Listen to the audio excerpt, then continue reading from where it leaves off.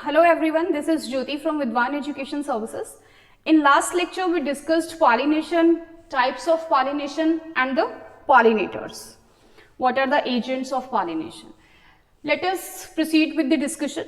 आज हम पढ़ेंगे outbreeding devices. What are outbreeding devices? क्या होती हैं outbreeding devices? जैसे नाम से हमें पता चल रहा है आउटब्रीडिंग होगी, मतलब सेल्फ पॉलिनेशन नहीं होगी, क्रॉस ओवर्स बनेंगे इसमें. Let us discuss the topic in detail. Outbreeding devices जो हैं वो क्या हैं? दीज आर द डिवाइसेस और these are the certain features of a plant जो क्या करते हैं, सप्रेस करते हैं किसे? सेल्फ पॉलिनेशन को. क्यों करते हैं? क्योंकि जो सेल्फ पॉलिनेशन से जो लॉस होता है, किसमें? लॉस इन जेनेटिक डाइवर्सिटी, ये जेनेटिक वेरिएशंस में जो लॉस होता है उसे प्रिवेंट किया जा सके. To prevent the loss in genetic variation, outbreeding devices जो हैं वो सप्रेस करती हैं सेल्फ पॉलिनेशन को और इंकरेज करती हैं, प्रमोट करती हैं क्रॉस पॉलिनेशन को.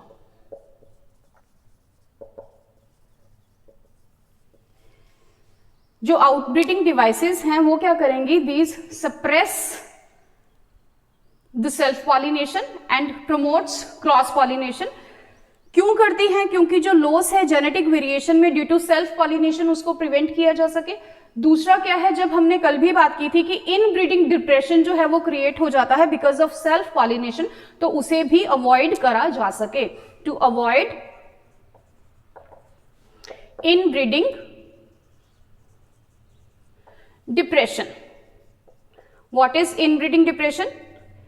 जब एक ऑर्गेनिज्म जो है अपना सर्वाइवल जो उसकी एबिलिटी है वो कम हो जाती है, डिक्रीज हो जाती है, उसको हम क्या बोलते हैं? इनब्रीडिंग डिप्रेशन बोलते हैं. या जब एक ऑर्गेनिज्म जो है वो अपने जेनेटिक मटेरियल को परपिचुएट नहीं कर सकता, तो दैट इज इनब्रीडिंग डिप्रेशन. तो outbreeding devices, these are certain features of a plant which suppress self pollination and promotes cross pollination. Why? To avoid loss in genetic variations and to avoid inbreeding depression. Now let us have a look at the examples of outbreeding devices in a plant. सबसे पहले हम बात करते हैं जो आपकी NCERT में भी दिया गया है. सबसे पहले हम बात करते हैं यूनिसेक्सुअलिटी की. What is unisexuality? हमें क्या करना है? हमें ऑटोगैमी को अवॉइड करवाना है. तो अगर आपका प्लांट जो है वो यूनिसेक्सुअल है, मतलब एक प्लांट जो है या तो उसके पास क्या होगा, फीमेल रिप्रोडक्टिव फ्लावर होगा, या उसके पास क्या होगा, मेल रिप्रोडक्टिव फ्लावर होगा. तो क्या होता है, अगर एक प्लांट में यूनिसेक्सुअलिटी की कंडीशन है तो इट्स वेरी ऑब्वियस वहां पर सेल्फ पॉलिनेशन नहीं होगी, इट विल बी अवॉइडेड. अब यूनिसेक्सुअलिटी में हम दो केसेस लेते हैं. Number one is dioecious. Dioecious का मतलब क्या होता है? That the plants bearing male and female flowers are different, are separated from each other. तो उस केस में क्या होगा? इट्स वेरी ऑब्वियस वहां पर क्या होगा, आपकी ऑटोगैमी नहीं होगी और ना ही आपकी गाइटोनोगैमी होगी. There will be no autogamy in dioecious plants. जैसे पपाया है, वेलेसनेरिया है, there will be no autogamy and no geitonogamy. Examples अगर हम लें तो वेलेसनेरिया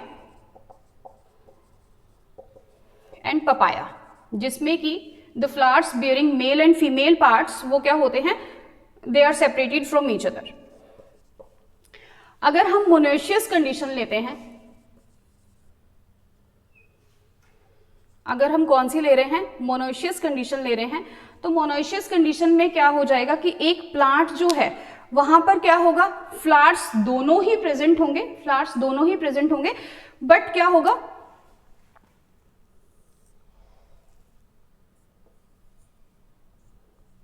this is the male flower है, फीमेल फ्लावर है, फ्लावर्स जो हैं वो दोनों ही एक प्लांट पर प्रेजेंट हैं.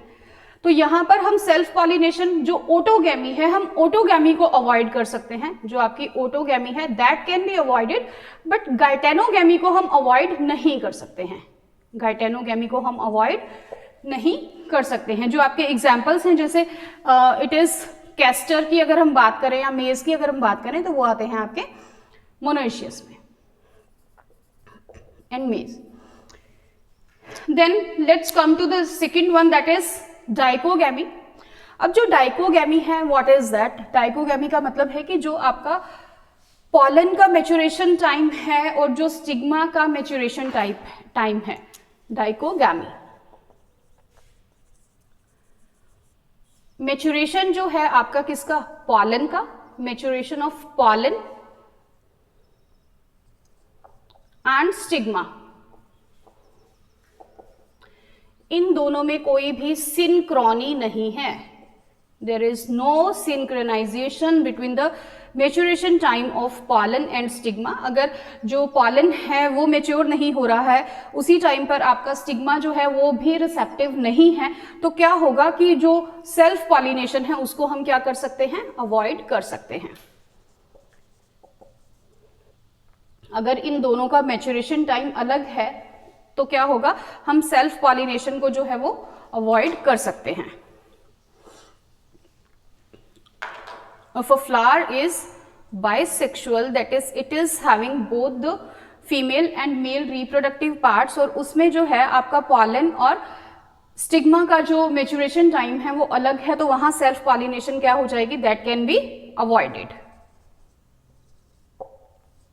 There will be no self pollination. उसके बाद हम बात करते हैं सेल्फ इनकम्पैटिबिलिटी की। सेल्फ इनकम्पैटिबिलिटी का मतलब क्या होता है? जो वर्ड सेल्फ है वो मतलब क्या है? खुद से ही। जब हम एक बायसेक्सुअल फ्लावर की बात कर रहे हैं तो वहां पर क्या हो जाएगा? जो सेल्फ पॉलन है, व्हाट इज दैट? जो सेल्फ पॉलन है, सेल्फ पॉलन जो है उसमें क्या नहीं रहेगी? उसमें एबिलिटी नहीं होगी कि वो खुद के ही ओव्यूल को फर्टिलाइज कर ले। ठीक है, जो सेल्फ पॉलन है उसमें क्या हो जाएगा? इनकम्पैटिबिलिटी फैक्टर कहां क्रिएट होगा? जो सेल्फ पॉलन है उसमें जो है वो एबिलिटी नहीं है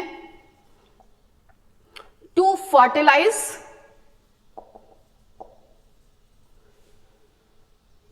the ovule present in same flower.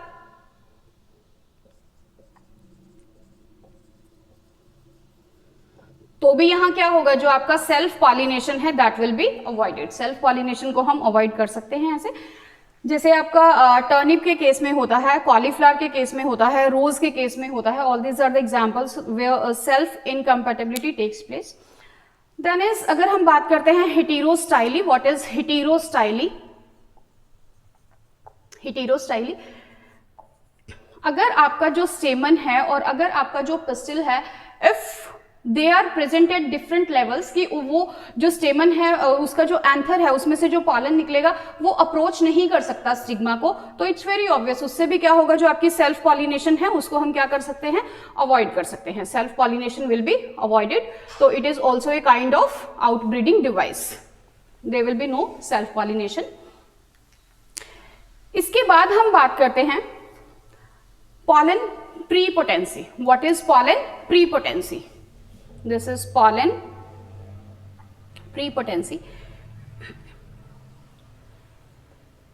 जब आपका स्टिग्मा रिसेप्टिव है बट उसी फ्लावर का जो पॉलन है वो मैच्योर नहीं हुआ है, और इसके अलावा जो दूसरे पॉलन्स हैं वो इससे फास्ट पेस पर मैच्योर हो रहे हैं, तो क्या होगा? पॉसिबिलिटी बन जाएगी जो दूसरे पॉलन हैं वो इस स्टिग्मा के साथ क्या कर सके? फ्यूजन कर लेंगे। They will land on the stigma और अपना जो आगे जो प्रोसीजर है वो चलेगा। सो उसमें भी क्या हो जाएगा कि जो आपका सेल्फ पॉलिनेशन है that will be avoided. I hope outbreeding devices जो है वो क्लियर हो गया है। Then is your pollen pistil interaction, one of the most important topic. हमें नाम से ही पता चल रहा है, पॉलन पिस्टिल इंटरैक्शन। कैसे होता है पॉलन पिस्टिल इंटरैक्शन? सबसे पहले तो हमें ये पता होना चाहिए ये जो इंटरैक्शन है किस तरीके से एक पॉलन जो है वो पिस्टिल के साथ इंटरैक्ट करता है। It is through chemicals. कैसे होता है? Through chemicals. अब पॉलन पिस्टल इंटरेक्शन होता क्या है? It is refer to all the events which takes place when your pollen grain lands on the stigma. जब एक पॉलन जो है when it lands on the stigma, pollen lands on the stigma, it starts from here itself until कब तक? जब तक एक pollen जो है वो जर्मिनेट करता है और जो आपकी पॉलन ट्यूब है वो क्या होती है, जो आपकी पॉलन ट्यूब है that enters the ovule. All those events are referred to as pollen pistil interaction in which the pollen lands on the stigma. कब तक? जब तक आपकी जो अंटिल द पॉलन ट्यूब जो है, pollen tube germinates and enters the ovule। इन सब events को हम किस में काउंट करते हैं? All this events are referred to as the pollen pistil interaction enters the ovule।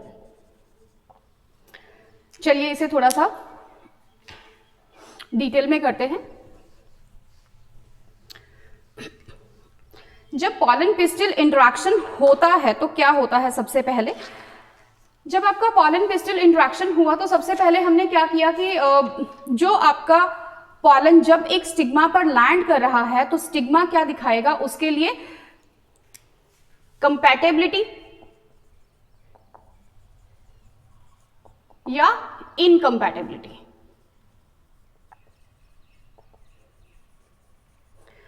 अब क्या है कि एक स्टिग्मा पर, जैसे कल भी हमने किया था कि विंड पॉलिनेशन हो रही है, वाटर पॉलिनेशन हो रही है, तो इसका मतलब क्या है? अब हवा के द्वारा अगर पॉलिनेशन हो रही है, it's the pollination is being taken place by wind, तो क्या होगा? काफी सारी जो स्पीशीज हैं, काफी सारे जो प्लांट्स हैं, उनके पॉलन्स जो हैं वो उड़ के आ सकते हैं, किसी भी जो आपका स्टिग्मा है वहां तक पहुंच सकते हैं। तो क्या होगा कि जो स्टिग्मा है वो क्या करता है? रिकग्नाइज करता है क्या कि जो पॉलन उसके ऊपर लैंड हुआ है क्या वो राइट टाइप का है, whether it is of right type or it is of wrong type। अगर हम कहेंगे कि अगर राइट टाइप का पॉलन जो है वो स्टिग्मा पर लैंड हुआ है तो यहां पर क्या बनेगी? कंपैटिबिलिटी बनेगी। अगर रॉन्ग टाइप का स्टिग्मा जो है वो पॉलन पर रॉन्ग टाइप का पॉलन जो है वो स्टिग्मा पर लैंड हुआ है तो क्या बनेगी? इनकंपैटिबिलिटी बनेगी दोनों के बीच में। अब उसके बाद क्या हुआ कि जब राइट टाइप और रॉन्ग टाइप में रिकग्निशन हो गया तो उसके बाद that this step is followed by the acceptance or rejection of the pollen by the stigma। अब स्टिग्मा ने क्या किया कि या तो अगर राइट टाइप का पॉलन है तो उसको एक्सेप्ट किया, अगर वो रॉन्ग टाइप का पॉलन है तो स्टिग्मा ने उसे रिजेक्ट कर दिया। इसके बाद क्या होगा? अब इसके बाद जो है आपके क्या चलते हैं? पोस्ट पॉलिनेशन फेज में जो आपका सिस्टम चलेगा वो क्या चलेगा हमारा? Post pollination events after the compatible pollination. अगर एक पॉलिनेशन जो है वो कंपैटिबल हो गई है तो उसके बाद क्या चलेगा? आपका पोस्ट पॉलिनेशन इवेंट्स जो है दे विल टेक प्लेस। अब क्या होगा? जब एक पॉलन लैंड कर चुका है स्टिग्मा पर और उसकी कंपैटिबिलिटी भी पॉजिटिव है, दैट मीन्स वो राइट टाइप का पॉलन है, पिस्टिल ने उसको एक्सेप्ट कर लिया है, तो उसके बाद क्या होगा? जो आपका पॉलन है that will start germination. It's very obvious. तो वहां पर क्या होगा? पॉलन क्या करेगा? जर्मिनेशन स्टार्ट कर देगा। Pollen will start germination. Pollen जो है वो जर्मिनेशन स्टार्ट कर देगा। जब पॉलन जर्मिनेशन स्टार्ट करेगा तो उसमें क्या है कि जब एक पॉलन से पॉलन ट्यूब जर्मिनेट होना स्टार्ट हो गई है तो हमने दो केसेस पढ़े थे। पहले केस में था कि जब जो पॉलन है जब अगर वो शेड होता है टू सेल्ड स्टेज पर तो क्या होगा? जब ये पॉलन ट्यूब का जर्मिनेशन हो रहा है तो इसमें क्या होगा? जो आपका जेनरेटिव सेल है, जेनरेटिव सेल जो है during the germination of pollen tube the generative cell will divide into two male gametes और जो दोनों मेल गैमेट्स हैं वो कहाँ मूव कर जाएंगे? पॉलन ट्यूब में मूव कर जाएंगे। पॉलन ट्यूब जो है वो कौन बना रहा है? वेजिटेटिव न्यूक्लियस वेजिटेटिव सेल जो है that is leading to the formation of pollen tube. तो क्या होगा? ये जो पॉलन ट्यूब बनी है इसमें क्या हो जाएगा? जनरेटिव सेल जो डिवाइड करा है दो मेल गैमेट्स में, प्लस जो आपका ट्यूब न्यूक्लियस है वो होगा, प्लस जो आपका साइटोप्लाज्म है, cytoplasm of the vegetative cell जो होगा वो सब किस में आ जाएगा, पॉलन ट्यूब में आ जाएगा। ये तो हमने पहला केस किया। जब आपका जो पॉलन है अगर वो ऑलरेडी 3 सेल्ड स्टेज में है तो क्या होगा, वहां पर उसके बाद कोई जनरेटिव सेल की डिवीजन नहीं होगी क्योंकि वो पहले ही डिवाइड कर चुका है। उसके बाद the material will move to the pollen tube. जैसे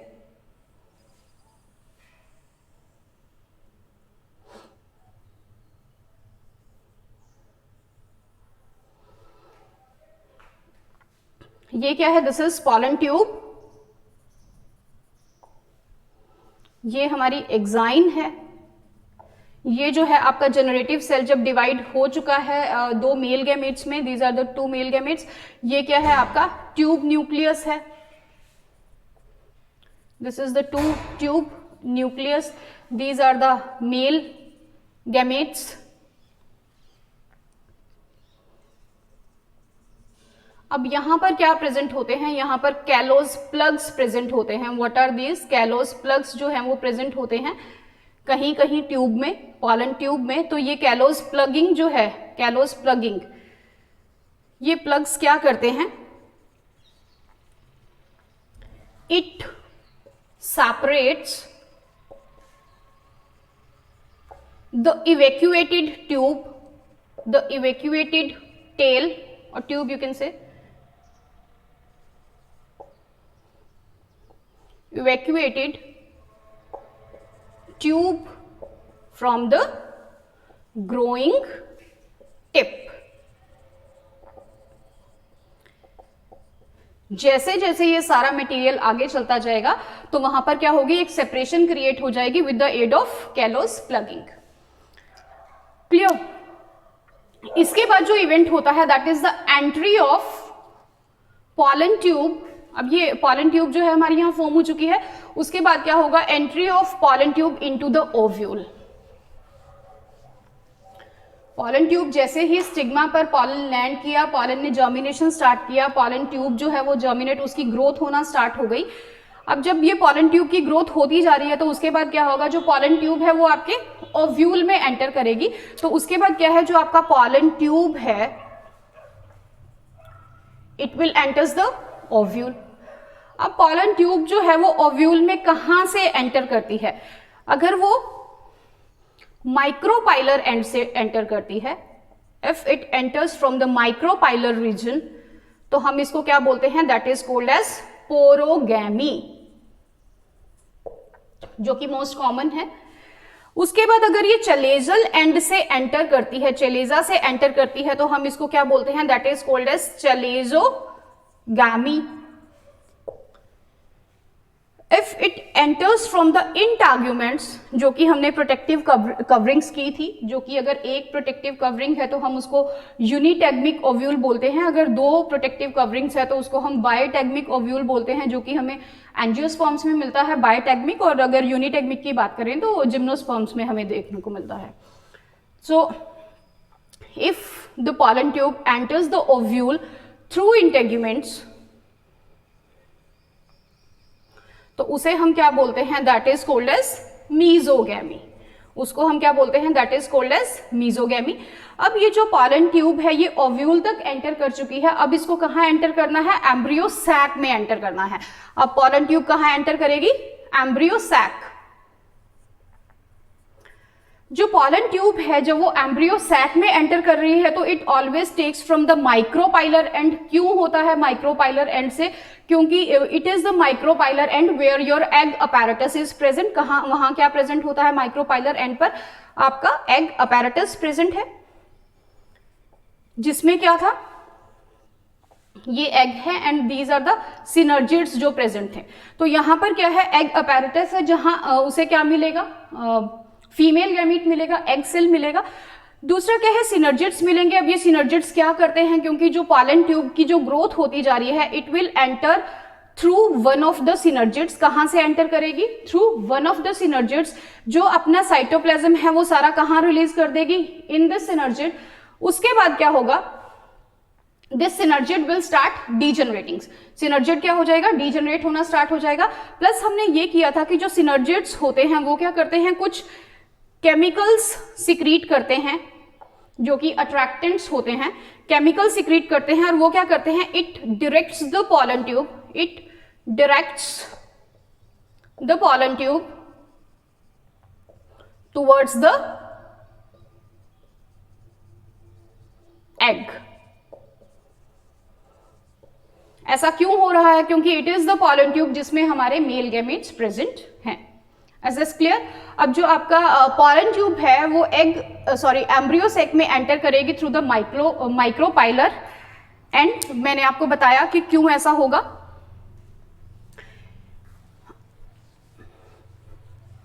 इसके बाद अगर हम बात करें तो पॉलन ट्यूब ने क्या रिलीज कर दिया, जो पॉलन ट्यूब है उसने क्या रिलीज कर दिया, हमारे पास जो मेल गैमेट्स हैं वो अवेलेबल हो चुके हैं। अब क्या है, मेल गैमेट्स जो हैं वो अवेलेबल हो चुके हैं अब।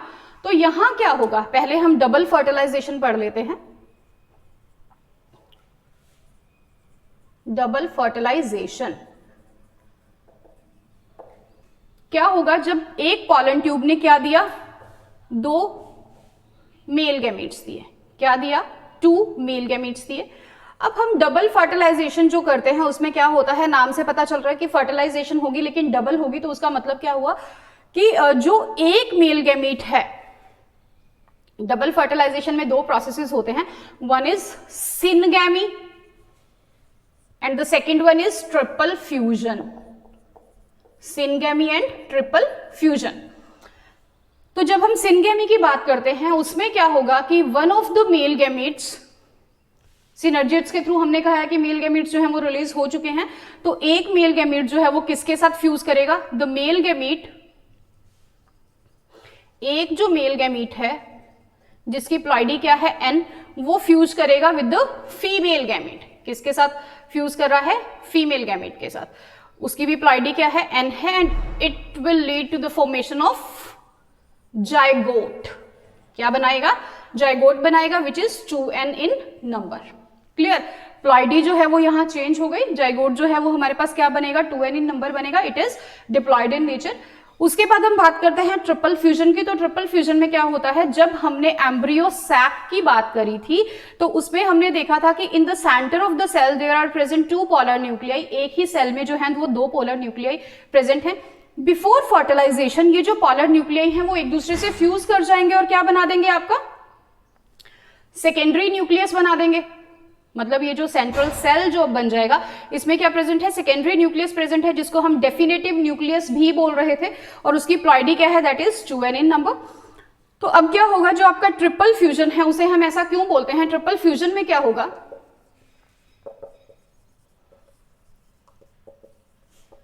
जो आपका सेकेंडरी न्यूक्लियस है, सेकेंडरी न्यूक्लियस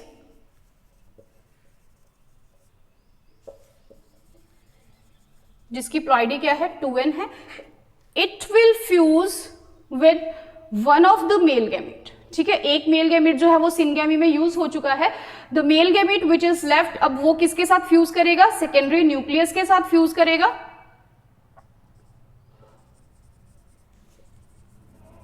और मेल गैमेट की खुद की जो प्लॉइडी है वो क्या है, n है। तो यहां से क्या हुआ, 2n प्लस n, तो हमारे पास क्या बनेगा, इट विल फॉर्म पेन,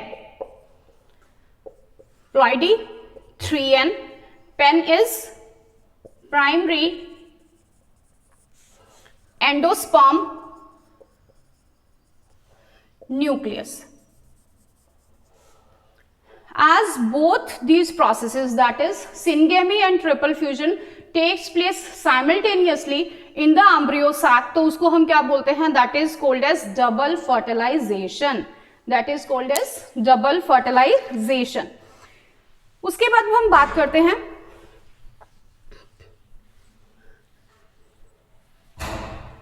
एक आपका टॉपिक अभी बीच में रह गया है, आर्टिफिशियल हाइब्रिडाइजेशन, इमैस्कुलेशन, बैगिंग, अभी वो भी करेंगे।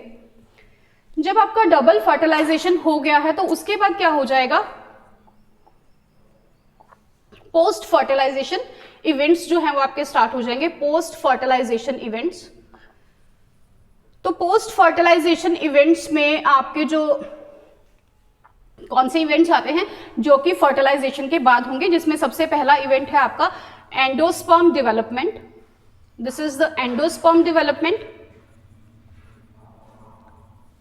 Then is your embryo development. This is embryo development. Then is जो ovules हैं वो किस में चेंज हो जाएगा? Ovules will change to seeds. और जो आपकी ovary है that will change to fruit. Clear?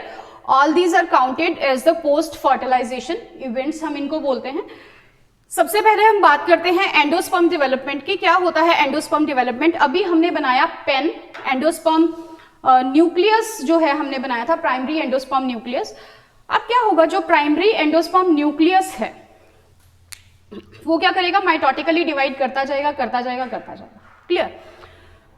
तो क्या होगा, जो न्यूक्लियस है वो क्या हो जाएगा, नंबर ऑफ न्यूक्लियाई जो है उसमें बन जाएंगे.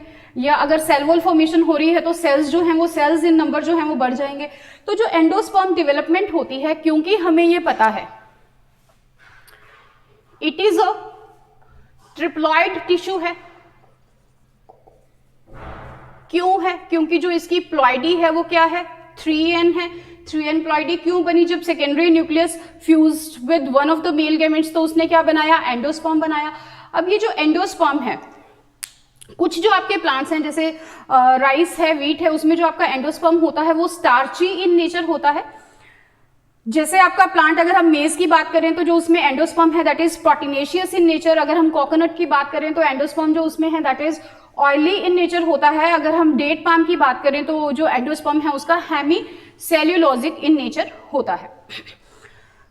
उसके बाद है आपका mode of development of endosperm. जो एंडोस्पर्म है उसकी डेवलपमेंट किन किन तरीकों से होती है? तो पहला जो मोड हम डेवलपमेंट का देखते हैं that is your nuclear mode of development. What is that? Nuclear mode of development of endosperm development. दूसरा जो हम लेते हैं that is the cellular mode of endosperm development. अब न्यूक्लियर मोड क्या है? हमें नाम से ही पता चल रहा है कि जो एंडोस्पर्म प्राइमरी एंडोस्पर्म न्यूक्लियस जो हमारे पास फॉर्म हुआ है, it will undergo successive divisions. It will undergo successive division but there is no wall formation. जो न्यूक्लियाई होंगे वो कैसे होंगे, फ्री न्यूक्लियाई होंगे. And there will be thousands of free nuclei. क्या होंगे, जो न्यूक्लियाई होंगे वो क्या होंगे, फ्री न्यूक्लियाई होंगे. और there will be thousands of free nuclei. जैसे हम कॉटन के केस में देखते हैं या मेज के केस में देखते हैं, आपका जो न्यूक्लियर मोड ऑफ एंडोस्पर्म है, इसमें हम एग्जांपल लेते हैं कॉटन का, मेज. तो इसमें क्या हो रहा है कि फॉर एग्जांपल हमारे पास ये स्ट्रक्चर बना है. अभी ये न्यूक्लियस जो है वो क्या करता जा रहा है,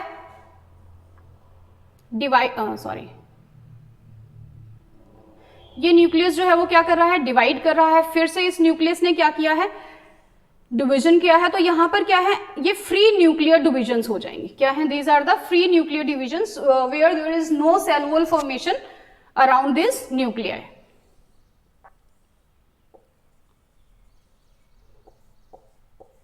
न्यूक्लियर जो है वो नंबर में बढ़ते जाएंगे. तो यहां क्या होगा, ये जो एंडोस्पर्म फॉर्म होगा यहां से, तो ये एंडोस्पर्म फॉर्मेशन जो होगी ये क्या होगी, this is all the free nuclear. उसके बाद क्या होगा, फाइनली जो इसमें है वहां पर क्या होगी, आपकी सेल वॉल फॉर्मेशन होगी. फाइनली क्या होगा, सेल वॉल फॉर्मेशन होगी. लेकिन अगर हम इनिशियली देखें तो there will be no cell wall formation, but बाद में क्या होगा, eventually cell walls will be formed around this nuclear. तो this is a kind where जो आपका न्यूक्लियर डिवीजन जो एंडोस्पर्म डेवलपमेंट है वो न्यूक्लियर मोड ऑफ डेवलपमेंट हम इसको बोलते हैं. उसके बाद हम करते हैं सेल्यूलर मोड ऑफ डेवलपमेंट की. अगर हम बात करें तो क्या होगा, जो आपके न्यूक्लियर डिविजन्स होंगे, सेल्यूलर मोड क्या कहता है, नाम से ही हमें पता चल रहा है कि सेल्स बनेंगे. तो यहां क्या होगा, जो भी आपके न्यूक्लियर डिविजन्स होंगे they will be followed by the cell wall formation. For example यहां पर हमने ये लिया, ये आपका न्यूक्लियस है. जैसे ही इस न्यूक्लियस ने डिवाइड किया, तो यहां क्या हो गई, सेल वॉल फॉर्मेशन हो गई. उसके बाद क्या हो रहा है, हम ज्यादा अगर नंबर ऑफ न्यूक्लियाई दिखाते हैं तो भी क्या हो रहा है, जैसे ही आपका न्यूक्लियस डिवाइड हो रहा है उसी के साथ ही क्या हो रहा है, उसका सेल वॉल फॉर्मेशन हो रहा है। तो this is cellular type of endosperm development जो हमें पिटूनिया के केस में देखने को मिलता है। और जो क्या कहते हैं हम, जो कोकोनट की अगर हम बात करें, आपकी एनसीईआरटी में एग्जांपल दिया हुआ है कोकोनट का, तो कोकोनट में हमें दोनों ही तरह के एंडोस्पर्म्स जो हैं वो देखने को मिलते हैं। जो उसका लिक्विड होता है, जिसे हम पानी भी बोलते हैं, क्लियर, जो उसका लिक्विड होता है, जो लिक्विड एंडोस्पर्म है, that is the free nuclear divisions. जो आपका लिक्विड एंडोस्पर्म है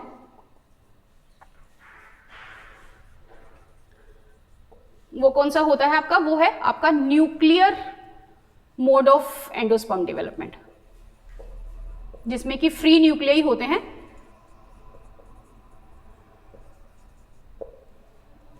जो व्हाइट कर्नल होता है, जो सफेद पार्ट होता है एक कोकोनट का, जिसे हम खाते भी हैं, तो that is your white kernel जो है, that is your cellular endosperm, that is your cellular endosperm. तो कोकोनट के केस में हमें दोनों ही जो टाइप ऑफ एंडोस्पर्म्स हैं वो हमें देखने को मिलते हैं। Then is what is the fate of endosperm. Endosperm का फेट क्या है, what is the fate of endosperm. Endosperm किस लिए यूज हो रहा है, एम्ब्रियो फॉर्मेशन को न्यूट्रिशन प्रोवाइड करेगा। ये हमें पता ही है कि जो एंडोस्पर्म है it will provide nutrient to the developing embryo. अब क्या हो रहा है कि जब एक सीड जो है वो मैच्योर हुआ है, अगर उससे पहले उसका जो सारा एंडोस्पर्म है अगर वो कंज्यूम किया जा चुका है, मतलब there is no endosperm left, बिल्कुल भी एंडोस्पर्म बचा नहीं है, तो इसको हम क्या बोलते हैं, these are called as non endospermic seeds या एक्स एल्ब्यूमिनस सीड्स। क्या बोलते हैं हम इनको, नॉन एंडोस्पर्मिक, हमें नाम से ही पता चल रहा है, non endospermic seeds, x albuminous seeds, या इसको हम नॉन एल्ब्यूमिनस सीड्स भी बोलते हैं, जिसमें कि आपका जो एंडोस्पर्म है वो सीड मैच्योरेशन से पहले सारे का सारा कंज्यूम किया जा चुका है। और उस जो एग्जाम्पल हम लेंगे, जैसे आपके पी हैं, बीन्स हैं, ग्राउंडनट्स हैं। दूसरा अगर हम बात करते हैं तो आपका जो होता है एंडोस्पर्मिक सीड्स होते हैं। एंडोस्पर्मिक की अगर हम बात करें तो उसमें क्या होता है, still the endosperm is left, कुछ तो कंज्यूम हुआ है एम्ब्रियो फॉर्मेशन में, बट स्टिल द जो एंडोस्पर्म है वो लेफ्ट है। और वो कब काम आएगा, at the time of seed germination, at the time of seed germination that endosperm will be consumed by that germinating seed. और अगर हम इसमें एग्जाम्पल अगर आपका लेते हैं तो आपका कोकोनट है, wheat है, राइस है, मेज है, बार्ले है, all these are the examples of endospermic seeds. Now let's come to the artificial hybridization, the last topic. What is artificial hybridization? Artificial hybridization जो है ये एक मेथड है क्रॉप इंप्रूवमेंट का। क्या मेथड है ये, क्रॉप इंप्रूवमेंट का, जिसमें क्या होता है इंप्रूवमेंट, जिसमें क्या होता है कि डिफरेंट स्पीशीज से या प्लांट से जो डिजायरेबल कैरेक्टर्स होते हैं, डिजायरेबल कैरेक्टर्स जो होते हैं उनको क्या किया जाता है, उन कैरेक्टर्स को एक्सट्रैक्ट करा जाता है और उन कैरेक्टर्स को क्या कराया जाता है, क्रॉस कराया जाता है, to get a superior variety, to get a superior variety. अब क्या हो रहा है इसमें, अगर हम बात करें, अगर हम इसके प्रोसीजर की बात करें तो सबसे पहले क्या होता है, सिलेक्शन ही होता है। हमें पता होना चाहिए कि जो कैरेक्टर्स हमें चाहिए हैं हम उनको सिलेक्ट करेंगे, उनके पेरेंट्स को सिलेक्ट करेंगे। तो सबसे पहले क्या होगा, आपके पेरेंट्स का सिलेक्शन होगा कि जो पॉलन है वो मुझे किस प्लांट का चाहिए है, जो फीमेल गैमेट मुझे देगा, जो स्टिग्मा है वो मुझे किस प्लांट से चाहिए है। तो सबसे पहले सिलेक्शन होता है सूटेबल पेरेंट्स का। उसके बाद क्या है कि अगर आपका फीमेल प्लांट जो है वो बायसेक्सुअल है, इफ जो फीमेल प्लांट है वो बायसेक्सुअल है, किसकी बात कर रहे हैं, हमें फीमेल पैरेंट की बात कर रहे हैं। फीमेल पैरेंट जो है वो बायसेक्सुअल है, तो फीमेल पैरेंट से हमें सिर्फ क्या चाहिए, फीमेल रिप्रोडक्टिव ऑर्गन चाहिए, सिर्फ उसका पिस्टल चाहिए है। अगर वो बायसेक्सुअल है, अगर उसके ऊपर दोनों पॉलन्स भी हैं और पिस्टल जो है वो दोनों प्रेजेंट हैं, तो क्या होगा, उसमें हमें क्या करना पड़ेगा, अ टेक्निक इज देयर जिसको हम क्या बोलते हैं, इमेस्क्यूलेशन। क्या बोलते हैं, इमेस्क्यूलेशन। तो इमेस्क्यूलेशन क्या होता है, it is a process of removal of anthers, removal of anthers from the flower bud, removal of anthers from flower bud before the anther dehisces। Anther के बर्स्ट होने से पहले ही हमने एंथर्स को एक फीमेल फ्लावर से, सॉरी एक bisexual flower से हमने रिमूव कर दिया, dehisces। तो उस प्रोसेस को हम क्या बोलते हैं, that process is called as emasculation. Flower bud की कंडीशन अभी है और उसमें हमने एंथर्स को रिमूव कर दिया एंथर्स के बर्स्टिंग से पहले ही, क्योंकि अगर जब एंथर बर्स्ट हो जाएगा तो पॉलेंस जो हैं वो रिलीज हो जाएंगे और उसमें क्या रहता है, उसमें पॉसिबिलिटी रहती है contamination of the stigma, contamination of stigma with undesirable pollens. तो यहां क्या हुआ, हमने उसको क्या कर दिया, इमेस्क्यूलेशन कर दिया। उसके बाद जो आपका इमेस्क्यूलेटेड फ्लावर है उसको हम क्या करते हैं, उसकी हम बैगिंग करते हैं। क्या करते हैं, उसकी हम बैगिंग करते हैं। बैगिंग का मतलब क्या है कि एक बैग लाइक स्ट्रक्चर में, जो कि बटर पेपर का बना हुआ है, एक डिजायर्ड साइज का जो बैग है, उसमें हम उसको क्या कर देंगे, उसको हम बंद कर देंगे। क्यों कर देंगे, टू अवॉइड कंटामिनेशन। अब क्या होता है, हमने बैगिंग भी पढ़ लिया। At the time when your stigma is receptive, जब आपका टाइम, जब ऐसा टाइम आ गया कि स्टिग्मा इस टाइम पे रिसेप्टिव है, मतलब एक जो मैच्योरेशन टाइम है वो आ चुका है, तो उसके बाद क्या करेंगे, हम इस बैग को रिमूव करेंगे। जो हमारे डिजायर्ड पॉलेंस हैं उनकी हम क्या कराएंगे, उनकी हम पॉलिनेशन कराएंगे स्टिग्मा पर। उसके बाद हम क्या कर देंगे, इस प्रोसेस को फिर से क्या कर देंगे, Rebag. It is given on in your NCERT. उसके बाद हम फिर से क्या करेंगे, रीबैग करेंगे। क्यों करेंगे, क्योंकि just to avoid the contamination of stigma with undesired pollens. This is all about today's discussion. In tomorrow's video we will discuss the chapter ahead. Thank you.